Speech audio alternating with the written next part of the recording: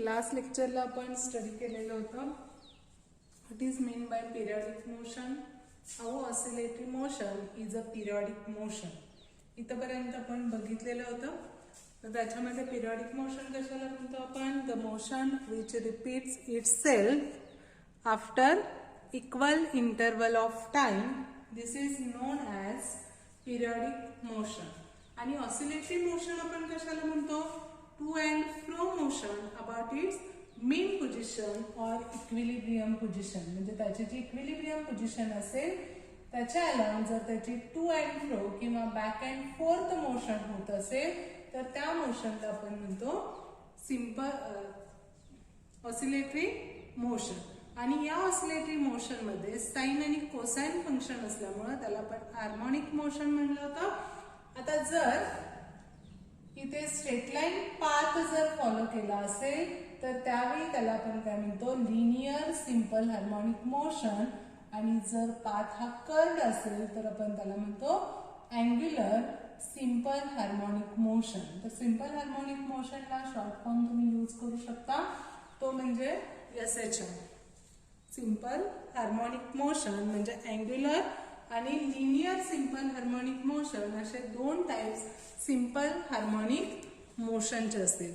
तर आपण सुरुवातीला ही जी लिनियर सिंपल हार्मोनिक मोशन आहे ती स्टडी करणार आहे. म्हणजे एक एक्झाम्पल आपण याच्यासाठी कन्सिडर करणार आहे आणि ही लिनियर सिंपल हार्मोनिक मोशन याच्यासाठीचं जे एक्सप्रेशन आहे ते आपण इथे बघणार आहे. आता याच्यासाठी काय करायचंय तर एक ब्लॉक घ्यायचा, एक रेक्टँग्युलर ब्लॉक घ्यायचा आणि तो रेक्टँग्युलर ब्लॉक या फ्रिक्शनलेस सरफेस वरती आपण ठेवणार. हा जो रेक्टँग्युलर ब्लॉक आहे ज्याचं मास आहे स्मॉल एम मासचा हा जो रेक्टँग्युलर ब्लॉक आहे तो आपण इथे कन्सिडर करणार आहे. आता हा जो स्मॉल एम असणारा ब्लॉक आहे तो एका स्प्रिंगनी अटॅच करायचा. तो काय करायचंय? एका स्प्रिंगनी अटॅच करायचे. तर इथे आपण एक रिजिड वॉल कन्सिडर करणार आहे आणि या रिजिड वॉलला ही जी स्प्रिंग आहे ती स्प्रिंग आपण अटॅच करतोय.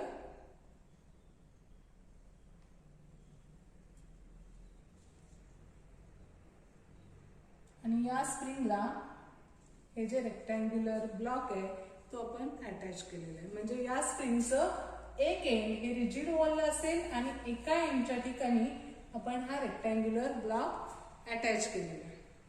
आता इथे आपण तीन वेगवेगळ्या पोझिशन ड्रॉ करणार आहे. आता त्या कशासाठी आपण ड्रॉ करतोय ते मी तुम्हाला एक्सप्लेन करते.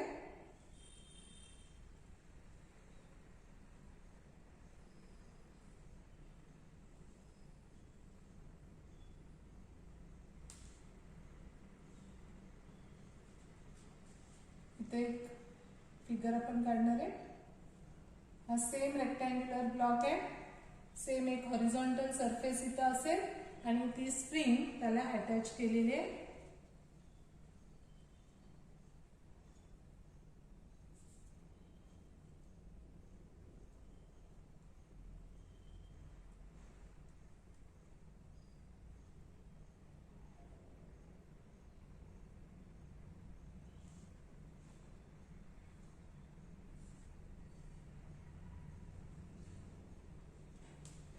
आता इथे ही जी मिडलची डायग्राम आहे ही त्याची इक्विलिब्रियम पोझिशन असेल. मिडलची जी डायग्राम आहे ती कशासाठी आपण ड्रॉ केलेली आहे? This is mean position or equilibrium position. आता ही जी इक्विलिब्रियम पोझिशन आहे त्याच्या अबाउट जर टू अँड फ्रो मोशन असेल म्हणजे या इक्विलिब्रियमच्या पुढे किंवा पाठीमागे ब्लॉक जर व्हायब्रेट होत असेल तर त्यावेळी ती मोशन म्हणजे कोणती असणार आहे? सिंपल हार्मोनिक मोशन असेल. आणि जर इथे स्ट्रेट लाईन पाथ फॉलो केला जात असेल तर त्याला आपण काय म्हणतो? Linear simple harmonic motion. आता याच्यामध्ये काय केलं जातं तर हा जो ब्लॉक आहे रेक्टँग्युलर ब्लॉक जो इक्विलिब्रियम पोझिशनला आहे तो आपण काय केला? इकडे स्ट्रेच केला. म्हणजे लेफ्ट साइडला त्याचं डिस्प्लेसमेंट केलं. इथून काय केलेलं आपण? तो लेफ्ट साइडला डिस्प्लेस केला आणि सोडला. आता इकडे जेव्हा आपण हा ब्लॉक या डायरेक्शनला त्याचं डिस्प्लेसमेंट करू, एक्स एवढं डिस्प्लेसमेंट करणार आहे, त्यावेळी त्या ब्लॉक वरती ही स्प्रिंग काय करते, फोर्स एक्झर्ट करते. कारण आपल्याला माहिती आहे every action has equal but opposite reaction. मग जर या ब्लॉक आपण इकडं खेचत असू तर त्यावेळी ही स्प्रिंग काय करते, त्याला परत त्याच्या इक्विलिब्रियम पोझिशनला आणण्यासाठी त्या ब्लॉक वरती फोर्स एक्झर्ट करते. जेव्हा आपण याच्यावरती या डायरेक्शनला त्या ब्लॉकचं डिस्प्लेसमेंट करतो तेव्हा स्प्रिंग कडून या यम वरती जे फोर्स एक्झर्ट होणार आहे त्याची डायरेक्शन या एक्सच्या अपोजिट असेल. म्हणजे इथं जे फोर्स आहे ते फोर्स काय असणार आहे, त्या एक्सच्या अपोजिट असेल. आता इथे जर आपण बघितलं, इथून या इक्विलिब्रियम पोझिशन पासून आपण हे जे डिस्प्लेसमेंट आहे ते राईट डायरेक्शनला केलेले आहे. Again we consider it is displace through displacement X. आता जेव्हा आपण हे एक्स डिस्प्लेसमेंट करतो त्यावेळी परत ही स्प्रिंग काय करते, त्या ब्लॉक वरती फोर्स एक्झर्ट करणार आहे आणि त्या ब्लॉकला परत इक्विलिब्रियम पोझिशनला आणण्याचा ट्राय करेल. म्हणजेच त्याची पोझिशन ते रिस्टोर करते. त्याची पोझिशन काय करणार आहे, रिस्टोर करणार आहे. म्हणजेच इथं जे फोर्स असेल त्या फोर्सची डायरेक्शन परत या एक्सच्या अपोजिटला असेल, म्हणजेच टुवर्ड्स मीन पोझिशन असेल. आता ही कंडिशन बघा, दोन्हीमध्ये आपण इथं काय केलेलं आहे, स्ट्रेच केलेलं आहे. स्प्रिंग स्ट्रेच केली आणि इथे स्प्रिंग आपण कॉम्प्रेस केली.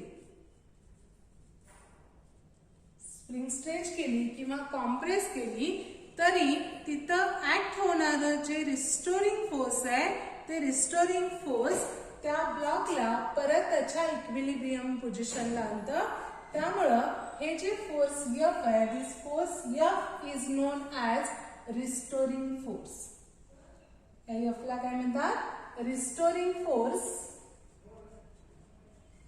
आणि हे जे रिस्टोरिंग फोर्स आहे ते रिस्टोरिंग फोर्स जर आपण या सगळ्यामध्ये ऑब्झर्व केलं तरी ज्या डायरेक्शनला डिस्प्लेसमेंट असेल त्याच्या अपोजिट डायरेक्शनला हे रिस्टोरिंग फोर्स ऍक्ट होतं. Here also we considered in this direction there is displacement and this force is acting towards equilibrium position. That's why this restoring force we consider it is directly proportional to x and both are opposite to each other. That's why we write here F is equal to minus kx. हे जे restoring force आहे त्याच्यासाठी आपल्याला formula लिहिता येईल F is equal to minus kx. आता इथं जे k आहे, this k is known as force constant. k is known as force constant and this negative sign indicates that force and displacement are opposite. Force F and displacement both are opposite in direction. That's why we can write here F is equal to minus kx. That is restoring force is equal to minus force constant into displacement. आता हा जो force constant आहे k, हा याच्यावरून आपल्याला formula लिहिता येईल. त्याच्यासाठी k इज इक्वल टू काय असेल, minus F upon x. k is equal to काय येणार आहे, minus F upon x, that is force per unit displacement.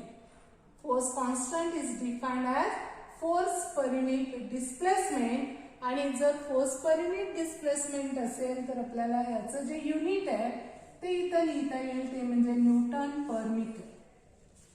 हा जो फोर्स कॉन्स्टंट आहे त्याचं युनिट इथं काय असेल, न्यूटन पर मीटर. आता इथे जर आपण हा जो ब्लॉक आहे इकडे राईट डायरेक्शनला डिस्प्लेस केला आणि रिलीज केला. आता रिलीज केल्यानंतर काय होईल तर या मीन पोझिशनच्या अबाउट तो इकडे एकदा जाणार आहे, परत इकडे जाईल, परत इकडे जाईल, म्हणजेच हा ऍक्सिलरेट होणार. हा जो ब्लॉक आहे तो ऍक्सिलरेट होतो आणि to and fro motion perform करतो आणि याचा जो पाथ आहे तो स्ट्रेट लाईन असतो. That's why this type of motion is linear simple harmonic motion. In this motion, restoring force is F is equal to minus Kx. K is force constant, or we can write K is equal to minus F by x. आता जर इथे body ऍक्सिलरेट होत असेल तर त्याचं जे acceleration आहे ते ऍक्सिलरेशन आपल्याला इथे डिटरमाइन करता येईल. त्याच्यासाठी आपल्याला इक्वेशन न्यूटन सेकंड लॉ वरून माहिती आहे, ते म्हणजे force is equal to mass into acceleration. म्हणजेच ऍक्सिलरेशन इज इक्वल टू आपण काय घेऊ शकतो, F अपॉन m. न्यूटनचा जो सेकंड लॉ आहे त्याच्यावरून डिराइव्ह केलेलं हे जे इक्वेशन आहे F is equal to ma, त्याच्यावरून A इज इक्वल टू काय येणार आहे F अपॉन m, और A is equal to if we substitute value of F that is minus kx divided by m, or we can write here minus k by m into x. This is acceleration of particle performing linear simple harmonic motion. Simple harmonic motion मध्ये acceleration हे काय असणार आहे minus k by m into x, आणि याच्यासाठी force काय असेल minus kx. त्या फोर्सला आपण रिस्टोरिंग फोर्स म्हणतो. रिस्टोरिंग फोर्स का म्हणायचं, because it restores the position of body. He force कशासाठी रिक्वायर्ड आहे, त्याची पोझिशन किंवा इक्विलिब्रियम पोझिशन परत ॲक्वायर करायची असेल तर त्यावेळी हे फोर्स तिथं रिक्वायर्ड असेल. आता ज्यावेळी हा जो ब्लॉक आहे तो आपण इथं रिलीज केला, समजा आपण इथे कॉम्प्रेस केला, हा ब्लॉक इथे कॉम्प्रेस केला आणि रिलीज केला, तर तो कुठे जाणार आहे, तर इक्विलिब्रियम पोझिशन कडे जाईल. आता इक्विलिब्रियम पोझिशन कडे जात असताना त्याचं जे डिस्प्लेसमेंट आहे, आता इथून इकडे हे एक्स आहे, आता जो जेव्हा तो या बाजूला जाईल त्यावेळी इथं त्याचं जे डिस्प्लेसमेंट आहे ते काय होणार आहे, कमी कमी होत जाणार. त्याचं डिस्प्लेसमेंट इथे डिक्रीज होत जातं. आता जर डिस्प्लेसमेंट कमी होत असेल तर फोर्स आणि ऍक्सिलरेशन दोन्ही इथं काय असतील, झिरो होईल. फोर्स किंवा ऍक्सिलरेशन हे काय होईल, झिरो होईल. म्हणजे एक्स जर झिरो झाला, मेन पोझिशनच्या ठिकाणी एक्स काय असेल, झिरो असेल. एक्स झिरो झाला, याच्यामध्ये व्हॅल्यू आपण सबस्टिट्यूट केली तर ए झिरो असेल, F is equal to minus K X, X zero असेल तर परत फोर्स हे काय असणार आहे, झिरो असेल. तर इथे एफ आणि ए दोन्ही काय होणार आहे, झिरो होतील. पण याचा जो स्पीड आहे तो स्पीड मात्र इथे इन्क्रीज होईल. इथे याचा जो स्पीड आहे हा स्पीड इथे काय होतो, इन्क्रीज होतो. त्यामुळे जेव्हा बॉडी इथपर्यंत येते त्यावेळी इथं स्टॉप न होता त्याचा स्पीड वाढल्यामुळं ती जी बॉडी परत या डायरेक्शनला मूव्ह. आता जेव्हा ती या डायरेक्शनला मूव्ह होणार आहे त्यावेळी इथं स्ट्रेच होत असताना त्याच्यावरती जे रिस्टोरिंग फोर्स ऍक्ट होतं ते रिस्टोरिंग फोर्स त्याच्यामध्ये रिटार्डेशन प्रोड्यूस करतं, त्याच्यामध्ये अपोजिशन, त्याच्या मोशनला अपोज करणार आहे. आणि त्याच्या मोशनला अपोज केल्यामुळं काही डिस्टन्स कव्हर केल्यानंतर इथे एक्स्ट्रीम पोझिशनला म्हणजे या पोझिशनला तो काय होईल, त्याची व्हेलॉसिटी झिरो. त्याची व्हेलॉसिटी काय होते, इथं झिरो होते. पण इथे फोर्स आणि त्याचं ऍक्सिलरेशन हे इन्क्रीज होणार आहे, कारण इथं डिस्प्लेसमेंट परत इन्क्रीज आहे. मग परत इथे फोर्स आणि ऍक्सिलरेशन इन्क्रीज होतं, त्याच्यामुळं परत तो ब्लॉक परत इकडं मेन पोझिशनला येणार आहे. परत इथे एक्स डिक्रीज होणार आहे, एफ अँड ए डिक्रीज होईल, स्पीड इन्क्रीज होईल, परत इकडं तो ब्लॉक जाणार आहे. या पद्धतीनं त्याची जी मोशन आहे ती लिनियर सिंपल हार्मोनिक मोशन तिथे परफॉर्म केली जाते. आता या या एक्सप्लेनेशन वरून जो फॉर्म्युला आपण मगाशी बघितला, F is equal to minus K X, किंवा आपण बघितलं acceleration is equal to minus K by M into X. आता याच्यामध्ये के कॉन्स्टंट आहे, मास कॉन्स्टंट आहे, that's why we can write here acceleration is directly proportional to minus x.